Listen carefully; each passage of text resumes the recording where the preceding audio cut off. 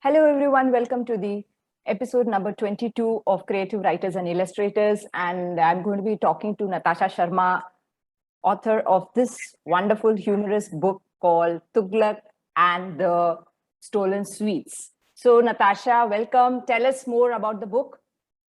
Thank you, Shamla. Thank you for having me here.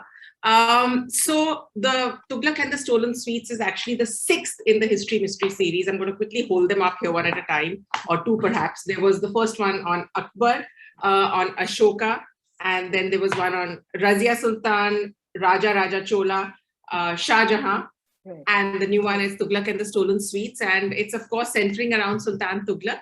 Yeah. And the fact that Sultan Tughlaq was really fond of sugared melons that came all the way from Khurasan, and they get stolen along the way. And that's the big mystery that has to be solved with the protagonists in the story, Ibn Battuta being one of them and two of his deputies. Right. When you talk about Tughlaq, what we've been fed through textbooks is that he shifted his capital from Delhi to some other place, right? So I think it, as an author, that's the first thing which comes to your mind. It must have been very tempting to explore that thread. So what made you choose, the melons? Because whatever I have read of Tughlaq, I've never heard, him having a fondness for sweets, But when I read your book, I discovered that they actually had even a tooth comb for him. So that was like an eye-opener. So I think in some part, Shamla, you've actually answered the question for me. So my intention actually, and it wasn't really something that I thought through when I started with the first book.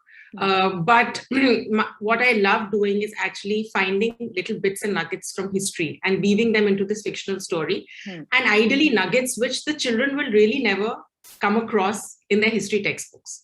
And I've tried to do that. It's not very consciously done, because what ends up happening is that these are the nuggets that I enjoy the most.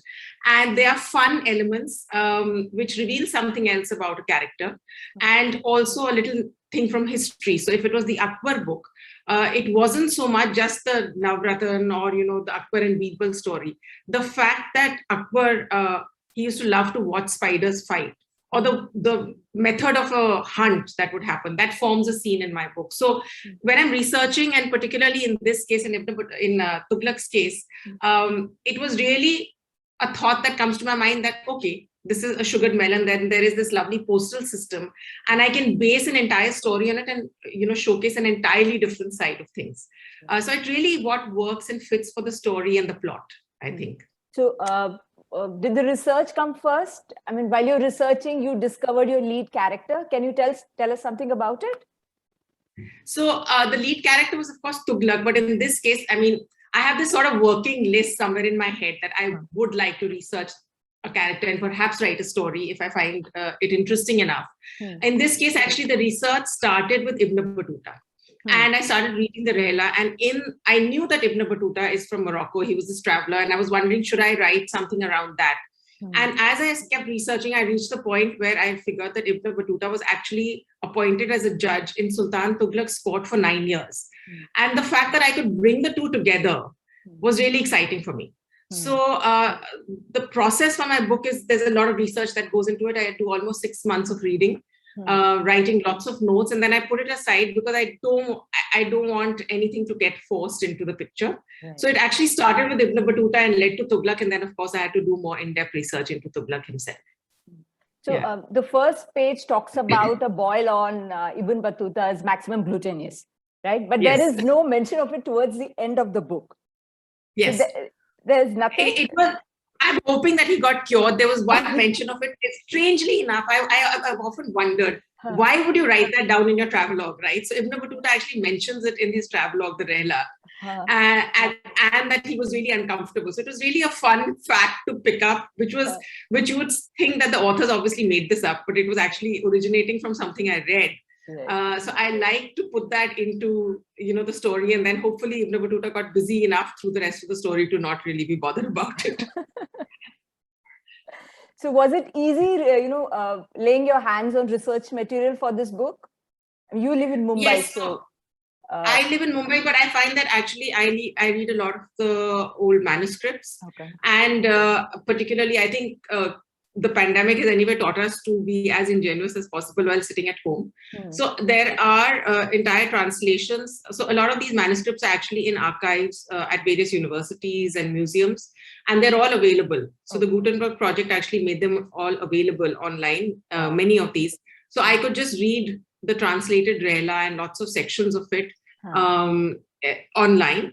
Then there was a manuscript by Ziauddin Barani, who's also a character in my story. So there was all of this access to it. And of course, with some of the other books, like with the Akbar book, there is the architectural references, some of which I had actually visited. If I'm not able to visit, then there is the ASI, and there are a lot of museums that have allowed me, that I've been able to go to. So for the Razia book, I actually went and saw the opening line in that is Queen of the Age.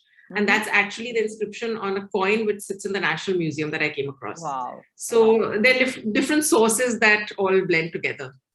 So 4 of the 6 books are based on Mughal rulers. So is it because they're well documented?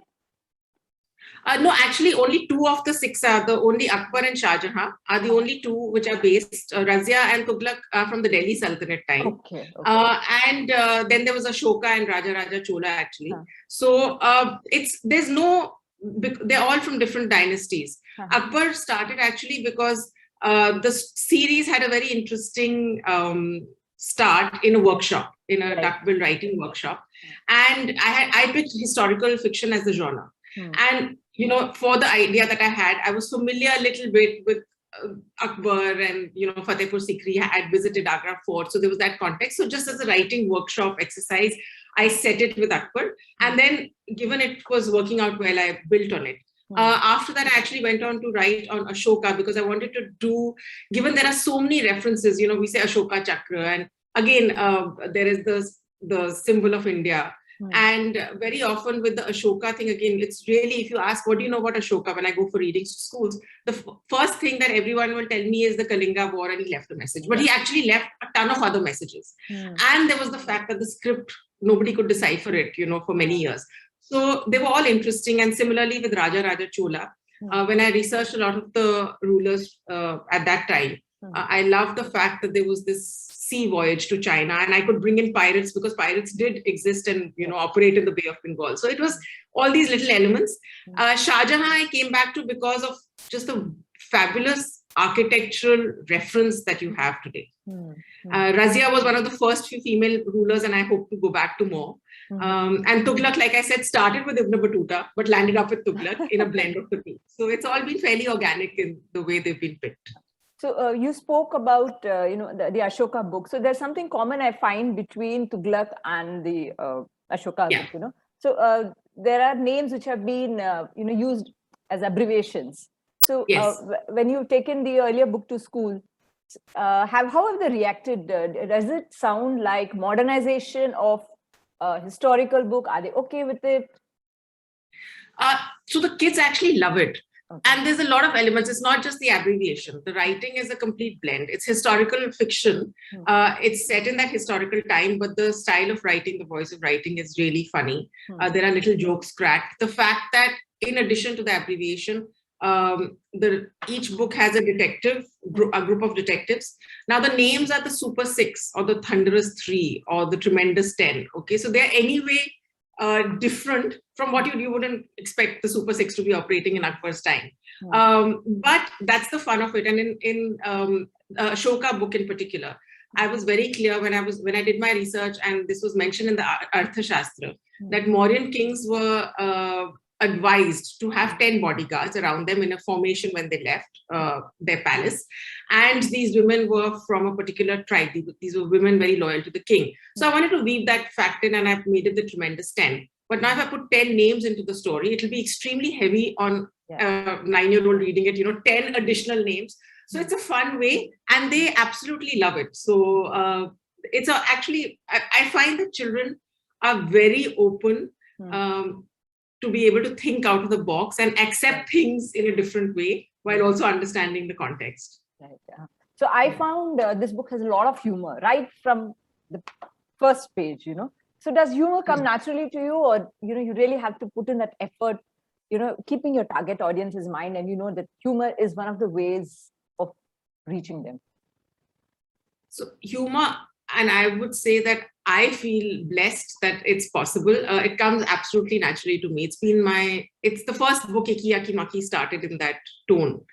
And it's something which I have realized. I think as you write, you realize, you find your own voice. And it's something that I have discovered is the point that really works for me. It's fairly effortless. And I think that's very important, because if humor becomes forced and you have to think it through a lot, you'll feel it on the page as a reader, right? I would think. And I hope, at least the feedback I've got from most children is that the books are really funny and they flow well. So I hope that it comes across as that, because that really works as my natural voice of writing. And